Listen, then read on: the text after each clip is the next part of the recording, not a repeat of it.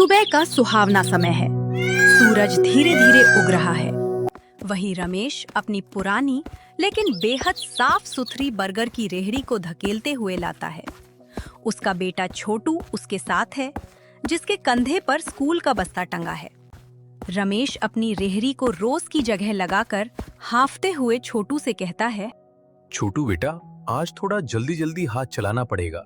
आज तेरे नए स्कूल का पहला दिन है ना, कहीं देर ना हो जाए।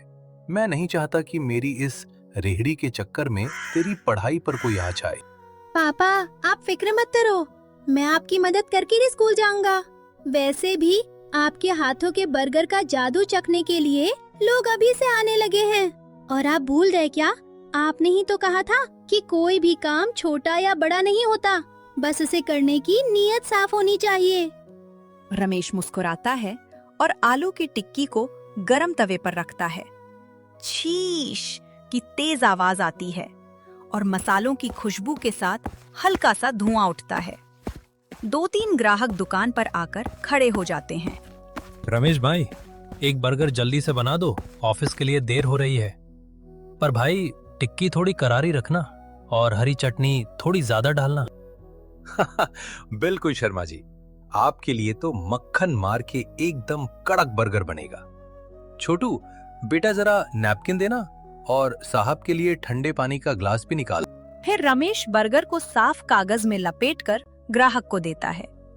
ग्राहक बर्गर का एक बड़ा निवाला खाता है और उसके चेहरे पर गजब का सुकून आ जाता है। वाह रमेश, सालों से शहर का स्वाद बदल गया।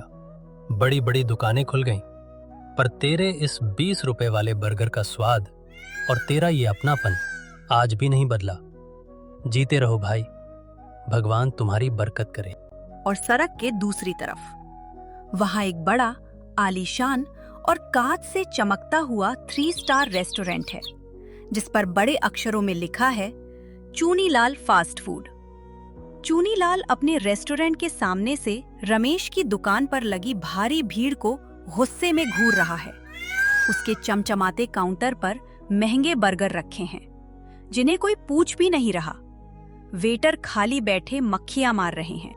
अरे, ये सड़क छाप 2 कौड़ी का बर्गर वाला मेरे लाखों के एसी रेस्टोरेंट का धंधा मंदा कर रहा है।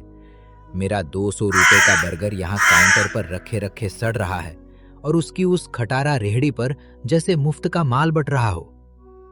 पूरा हफ्ता बीत गया, गल्ले में 1000 रुपए भी नहीं आए। मुझे इस चूहे को यहाँ से खदेड़ना ही पड़ेगा। चूनीलाल गुस्से में तिलमिलाते और अकड़ते हुए सड़क पार करके रमेश की दुकान के पास आकर सीधे तवे के सामने पहुंच जाता है। ओए रमेश, ये क्या सड़क पे तमाशा लगा रखा है तुमने? चारों तरफ धुआं और गंदगी मचा रखी है। तुम्हारा ये घटिया और सस्ता बर्गर खाकर लोग बीमार पड़ जाएंगे। अपनी ये खटारा रेहड़ी यहाँ से हटाओ। मेरे आलीशान रेस्टोरेंट के सामने फुटपाथ पर कचरा मत फैलाओ। चूनीलाल अंकल, कचरा और बासी खाना हमारे यहाँ नहीं, आपके उस बंद रेस्टोरेंट के फ्रिज में सड़ रहा होगा। मेरे पापा सुबह 4 बजे उठकर मंडी से ताजी सब्जियां लाते हैं, एकदम साफ सुथरा और ताजा बर्गर बनाते हैं। पूरा शहर ये बात जानता है, तभी तो सब यहाँ आते हैं। चूनीलाल जी, गुस्सा थूकिए। मैं तो बस मेहनत करके अपने बच्चे के लिए 2 वक्त की सूखी रोटी कमा रहा हूँ। जो गरीब महंगे होटलों में नहीं जा सकते, उन्हें सस्ते में अच्छा खाना मिल जाता है। बस यही मेरी असली कमाई है। मेरा आपसे क्या मुकाबला? आप बड़े आदमी हैं, मैं एक छोटा सा रेहड़ी वाला। जबान मत लड़ाओ रमेश। ये जो लोग आज तुम्हारे गुण गा रहे हैं ना, कल कोई थूकेगा भी नहीं। बहुत जल्दी तुम्हारा ये ईमानदारी का भूत और ये घमंड मिट्टी में मिला दूंगा। देखते हैं कब तक टिकते हो तुम इस चौराहे पर। चूनीलाल पैर पटकते हुए और गुस्से में बड़बड़ाते हुए वापस चला जाता है। दोपहर का समय है, कड़कती धूप है। छोटू स्कूल गया हुआ है। रमेश थका होने के बावजूद अकेला मुस्कुराते हुए बर्गर बना रहा है। अचानक एक बड़ी सरकारी गाड़ी सायरन बजाते हुए आकर रुकती है। उसमें से एक सख्त दिखने वाला फूड सेफ्टी इंस्पेक्टर और 2 पुलिस वाले उतरते हैं। चूनीलाल उनके ठीक पीछे अपनी गाड़ी से उतरता है और कपट भरी शैतानी मुस्कान हंस रहा है। रुको, बंद करो ये सब। कौन है इस अवैध रेहड़ी का मालिक? रमेश, कौन है तुम में से? जी साहब, मैं ही हूँ रमेश। क्या बात हो गई साहब? मुझसे कोई गलती हो गई क्या? गलती? तुम पूरे शहर की जान से खिलवाड़ कर रहे हो और पूछते हो गलती? हमें लिखित शिकायत मिली है कि तुम बर्गर में सड़ी हुई सब्जियां और हफ्तों पुराना जहरीला तेल इस्तेमाल करते हो और तुम्हारे पास इस सड़क पर दुकान लगाने का कोई म्युनिसिपल लाइसेंस भी नहीं है। चलो, ये दूषित दुकान अभी के अभी बंद करो और तुम इस रेहड़ी को जब्त करो। नहीं साहब, भगवान के लिए ऐसा मत कीजिए। आप खुद चलकर मेरा तेल और सब्जियां देख लीजिए, सब एकदम ताजा है। मैं बहुत गरीब आदमी हूँ साहब। अगर ये दुकान बंद हो गई तो मेरे बेटे की पढ़ाई छूट जाएगी। हम दाने दाने को मोहताज हो जाएंगे। मेरे पास आप लोगों को देने के लिए घूस के पैसे नहीं है, पर भगवान गवाह है, मैं बहुत ईमानदार हूँ। देखा इंस्पेक्टर साहब, मैंने कहा था ना, ये सड़क छाप लोग पकड़े जाने पर ऐसे ही घड़ियाली आंसू रोते हैं। ये पूरे शहर की सेहत के दुश्मन हैं। उठवाइए इसका ये गंदा ठेला, देर मत कीजिए।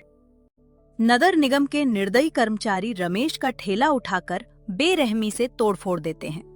रमेश का सारा सामान, लाल हरी चटनी के डिब्बे, ताजी सब्जियां, आलू की टिक्कियां और ब्रेड के पैकेट बिखर जाते हैं।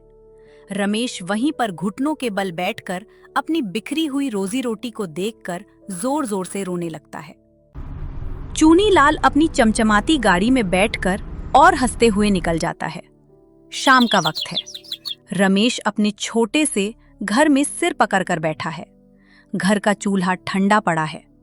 छोटू स्कूल से वापस आता है और अपने पिता की यह हालत देखकर कहता है, पापा, क्या हुआ? आप अंधेरे में क्यों बैठे हो? आप रो क्यों रहे हो? और बाहर हमारी दुकान की रेहड़ी नहीं दिख रही, वो कहाँ है पापा? छोटू बेटा, सब खत्म हो गया। उस चूनीलाल ने बड़े अफसरों को पैसे खिलाकर हमारी दुकान बंद करवा दी। पुलिस वाले हमारा इकलौता सहारा, वो ठेला छीन कर ले गए। अब ना कल से बर्गर बनेगा, ना पैसे आएंगे। और तेरे स्कूल की जो फीस जमा करनी थी, मैं हार गया बेटा। एक गरीब अमीर की ताकत के आगे हार गया। रमेश और जोर से रोने लगता है, लेकिन छोटू की आंखों में डर नहीं, बल्कि एक अजीब सा संकल्प है। नहीं पापा, आप ऐसे हार नहीं मान सकते। माँ की कसम आपको, चूनीलाल ने सिर्फ हमारा लकड़ी का एक ढांचा छीना है।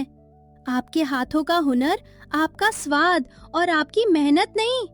लोग उस लोहे और लकड़ी के ठेले को देखकर नहीं आते थे, वो आपके साफ सुथरे और स्वादिष्ट बर्गर के दीवाने हैं। पर बेटा, बिना ठेले के मैं सड़क पर खड़ा कैसे होऊंगा? लोग जानेंगे कैसे कि मैं कहाँ हूँ? हमारे पास नया ठेला बनाने के पैसे भी तो नहीं है। पापा, आपने ही तो मुझे नए जमाने के साथ चलना सिखाया है। ये देखिए, डिजिटल इंडिया। आजकल दुकान सड़क पर होना जरूरी नहीं है, इंटरनेट पर होना जरूरी है। हम अपने इस छोटे से घर के आंगन को ही अपनी रसोई बनाएंगे। मैं आपके बर्गर बनाने का वीडियो रिकॉर्ड करूंगा और उसे सोशल मीडिया पर डालूंगा। शहर के लोग खुद ब खुद हमारे घर का रास्ता ढूंढते हुए आएंगे। रमेश अपने बेटे की समझदारी देखकर दंग रह जाता है। उसकी आंखों के आगे छाया अंधेरा दूर होने लगता है और उम्मीद की एक नई किरण चमकती है। अगली सुबह रमेश के चेहरे पर अब उदासी नहीं, बल्कि एक नया जज्बा है। वह अपने घर के छोटे से कच्चे आंगन में लकड़ी की मेज बिछाते हैं। रमेश टेबल के सामने खड़ा हो जाता है और छोटू सामने खड़े होकर अपने फोन का कैमरा ऑन करता है। राम राम दोस्तों, ये जो स्क्रीन पर आप देख रहे हैं, ये मेरे पापा हैं, रमेश कुमार, हमारे शहर के सबसे ईमानदार और सच्चे बर्गर वाले। कल कुछ बड़े और जलनखोर लोगों ने पैसों के दम पर इनका ठेला हमसे छीन लिया ताकि हम भूखे मर जाएं। लेकिन वो मेरे पापा की मेहनत का स्वाद नहीं छीन पाए। आज से हम अपने इसी छोटे से घर यानी मकान नंबर 5 स्टेशन रोड से काम शुरू कर रहे हैं। अगर आपको सच में साफ सुथरा, सेहतमंद और बिना किसी मिलावट का सच्चा स्वाद चखना है तो हमारे घर आइए और एक सच्चे और मेहनती इंसान का साथ दीजिए। छोटू उस वीडियो को इंटरनेट पर अपलोड करता है। स्क्रीन पर लाइक्स, शेयर्स और कमेंट्स की बाढ़ आ जाती है। वीडियो तेजी से पूरे शहर के व्हाट्सएप ग्रुप्स और फेसबुक पर वायरल हो जाता है और दोपहर होते होते रमेश के घर के बाहर का नजारा बदल जाता है। वहां 2-4 नहीं बल्कि 10-50 से ज्यादा लोगों की लंबी कतार लग चुकी है। लोग अपनी गाड़ियां और मोटरसाइकिल खड़ी करके रमेश के आंगन के बाहर इंतजार कर रहे हैं। रमेश भाई, हमने सुबह सुबह सोशल मीडिया पर आपके बेटे का वीडियो देखा। हमारा खून खौल उठा ये देखकर कि आपके साथ कितनी नाइंसाफी हुई। हमें तो पहले से पता था कि आप कभी कुछ गलत नहीं कर सकते। चूनीलाल के उस बासी रेस्टोरेंट का बहिष्कार, हमारे लिए 10 बर्गर पैक कर दीजिए, मैं अपने पूरे परिवार के लिए ले जाऊंगा। आप सबका बहुत बहुत धन्यवाद। विपत्ति के समय आप सबने एक गरीब का घर उजड़ने से बचा लिया। मैं मरते दम तक आपकी सेवा में शुद्ध खाना ही बनाऊंगा। तभी वहां अचानक फूड डिपार्टमेंट की एक बड़ी विजिलेंस गाड़ी आकर रुकती है। भीड़ घबरा जाती है। गाड़ी से फूड डिपार्टमेंट के सबसे बड़े चीफ ऑफिसर उतरते हैं। उनके साथ वही पुराना इंस्पेक्टर भी है जो अब डर से कांप रहा है। मिस्टर रमेश, सोशल मीडिया पर आपका वीडियो हमारे हेड ऑफिस तक पहुंचा।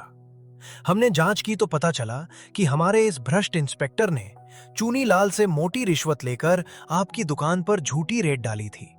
इसे सस्पेंड कर दिया गया है। और ये देखिए, आपकी साफ सफाई और ईमानदारी को देखते हुए विभाग खुद आपको ये official food safety and hygiene licence सौंप रहा है। अब आपको कोई नहीं रोक सकता।